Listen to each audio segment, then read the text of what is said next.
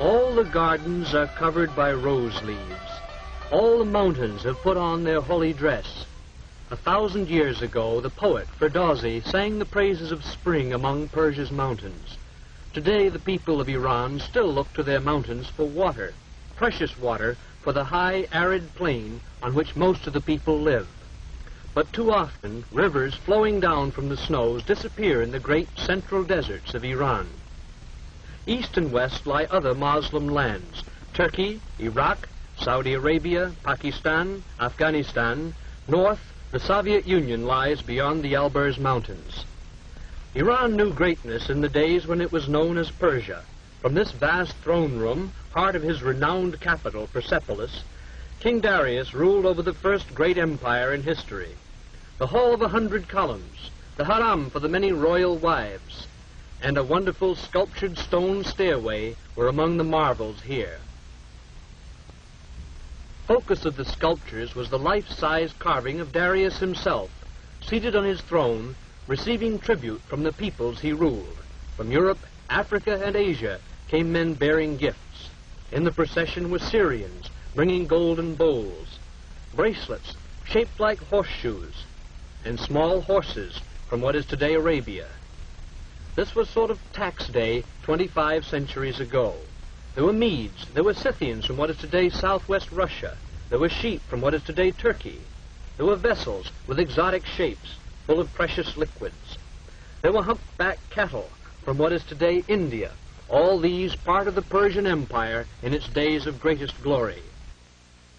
There was a chariot like those of the pharaohs. Even Egypt was ruled by this Persian king, and there was a Bactrian camel from what is today Afghanistan. The tax collectors were the men of his mighty army, and on these golden tablets Darius inscribed, "I am Darius, king of kings. The great god Ahura Mazda has given me the rulership of all races. This is my kingdom." Here in gold was outlined the empire which was handed to Xerxes, his son.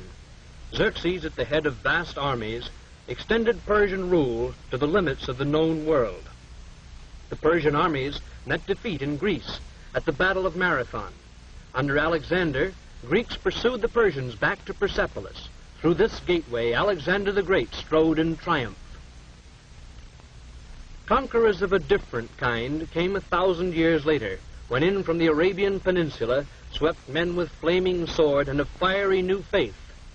As this new faith of Islam grew and mellowed, the followers of the Prophet Muhammad built great churches called mosques. The Masjid-i-Shah, the royal blue mosque of Isfahan, was completed in the 17th century by Shah Abbas. He ruled during Persia's second golden age. Polo was developed in Isfahan and played in the great square, while the Shah watched from this porch over the palace gateway. From his palace, Shah Abbas ruled a reborn, expanding Persia.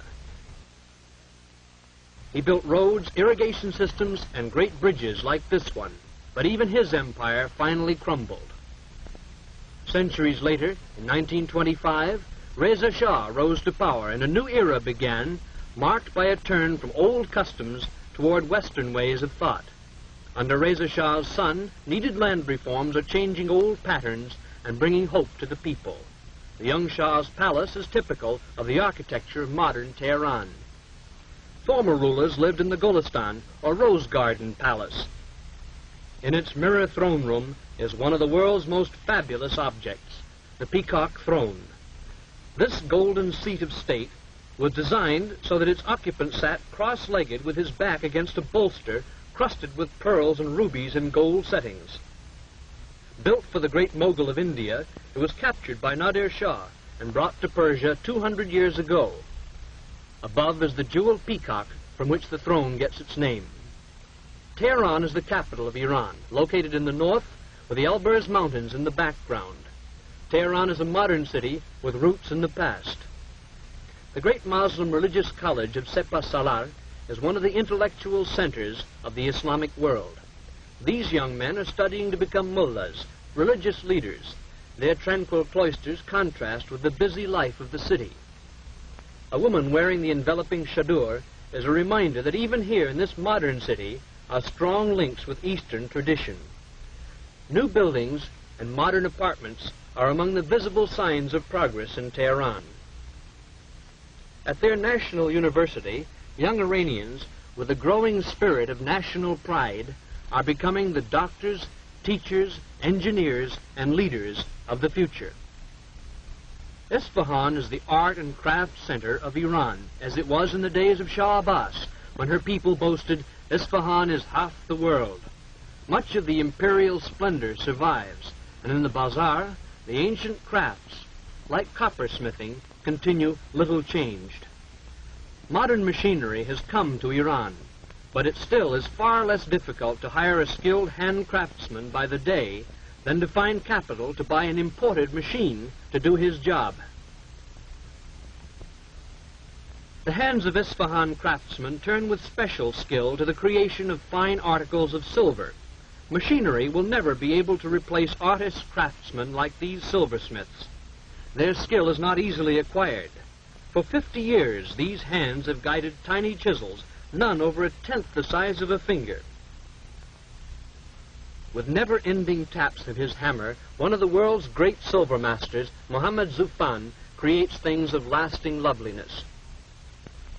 This small case is ornamented with figures of legendary heroes, hunting lions in a scene from a Persia of long ago. The shop windows of Isfahan display other traditional arts. Here are miniature paintings. Themes used today are little changed from those of the time of the great Shah Abbas, and the technique is also little changed. Men sit all day, seeming scarcely to move a muscle. His brush, 3 camel hairs, and this is some of the work he does.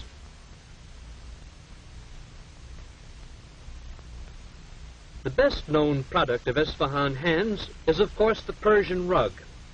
An average rug is made up of at least 1 million tiny knots, every one of which must be tied by hand.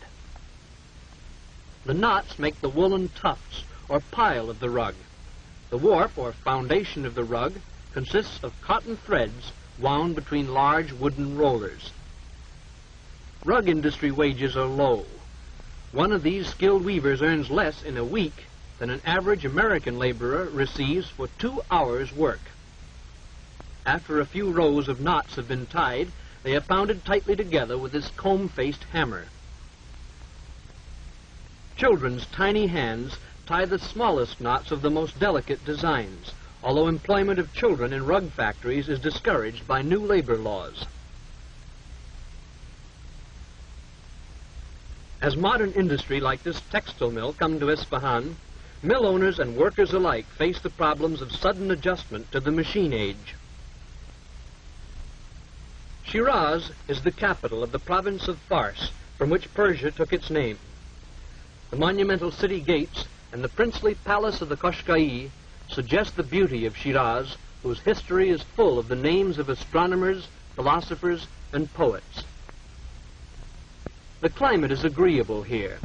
Oranges grow near reflecting pools in which Muslim poets saw the tranquility they sought in their faith. With this monument, Shiraz honors its most beloved son, the poet Saadi.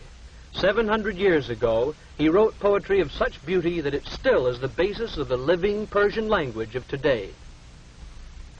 The people of Shiraz are among the most progressive in Iran. Behind the caravan, still used for transport, rises their modern grain elevator.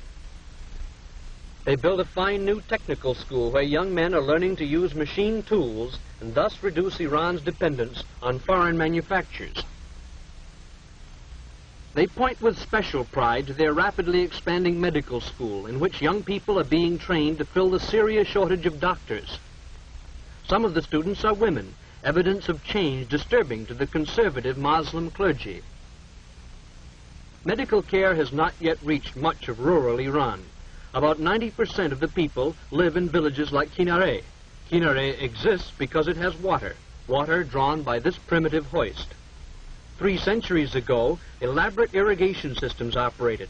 The land fed twice its present population. Today, this hoist reaches only 60 feet.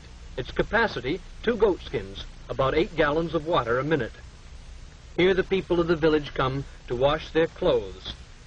And in this same water, they do their dishes. They see nothing wrong about having the sheep and goats come to drink at the same source from which they draw their water to take home for cooking and drinking. A girl named Zara carries on her head the quart of water she's walked half a mile to get. There is no school in Kinare, so Zara has not heard of the dangers of bacteria in drinking water.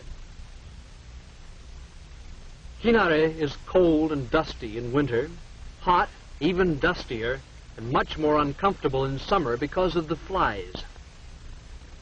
At home, Zara's mother makes bread from wheat flour that was the family's share of the crop. The landlord owns the fields and also the house in which Zara and her family live. Sickness breeds easily here. It comes from dust, flies, unclean drinking water, and often just from too little soap, because soap is expensive. Main food is bread. Only occasionally are there vegetables and a little goat milk.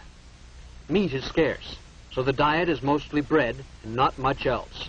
Yet for all their poverty, these people are kind and decent, honest, honorable, and friendly. Their bedding is the most precious thing they own.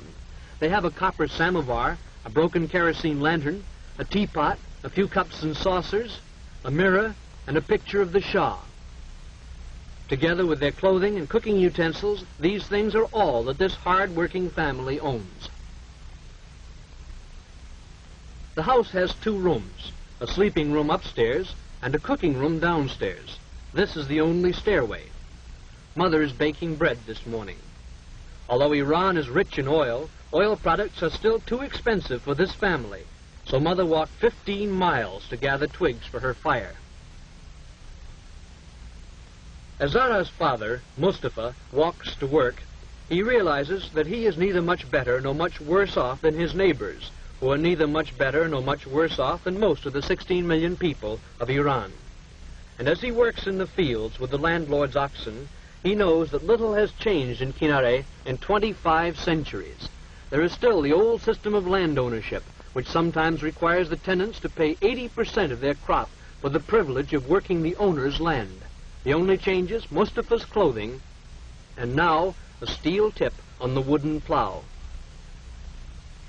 Like most people of the Middle East, Mustafa wants the benefits of mechanized civilization. Change is coming as the great natural resources of Iran are developed. The most important resource is oil. At Abadan is one of the world's largest refineries, built to serve customers of many nations. Developed by British interests, Iranian oil has been the subject of bitter dispute. With no tradition of mechanical experience, Iranian technicians are developing skills to operate complex machinery. High industrial wages have attracted men from all over the country to work in the unfamiliar jingle of technical equipment. Men from the highland tribes, men from the city bazaars, have put on the workman's helmet. This, then, is the new man of Iran, a man who looks with hope to the time when, with further development of industry and her great natural resources, Iran may know again some of the glory it knew when Darius ruled at Persepolis over the mightiest empire the world had ever known.